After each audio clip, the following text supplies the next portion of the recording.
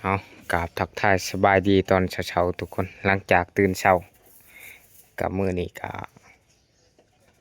นายพรานก็สิได้ขึ้นป่านี่มาอัปเดตหลังจากแล้วถือว่าของน้องจูเนียร์เฮานี่แล้วแหล้วนะนี่นายพรานก็สิกบแนวนี่กระแจนี่บ่ทันใช้นี่พูนเบิ่งพูนถึงหนองหมูถึงคนเขาอยู่น้ำกันอยู่นี่เด้อสิลอกไว้ไปเอากึบนี่เอาแผ่นตีดันนะทางเทิงเอากระดาษสามารถเปิดออกเปิดเขาได้นี่ให้เจ้ายอกจังหน่อยพอสิค้างเจ้าไว้ปึ๊บปึ๊บปึ๊บแต่ละมือบ่ได้ไปใช้มีแต่มานอนในคอกหมูนี่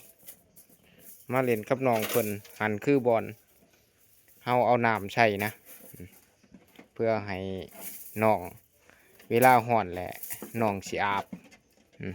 เพราะว่าอากาศนี่มันอากาศร้อนแล้วก็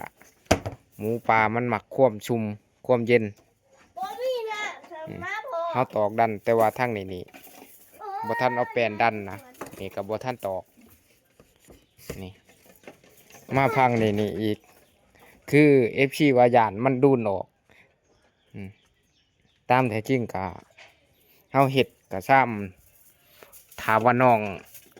เติบโตเฮาก็สิเปลี่ยนคอกแล้วเอาตะนางมาใส่นี่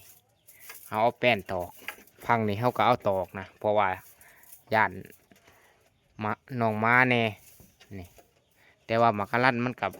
บ่ค่อยเฮ็ดดอกเพราะว่า2-3 มื้อตามที่นายพรานสังเกตก็เวลาน้องหมูไก่มันก็อยู่เฉยนะแต่เฮากับบ่ชะล่าใจเพราะว่าม้านี่มันสิเป็นชัดแบบบ่ถือกับหมูก็ว่าได้นะเพราะว่าบ่คือหมักเป๊ะคือหมักเป๊ะนี่มันนอนเอื่อยเพื่อนก็กวดเลยนี่ก็สิประมาณนี้แหละ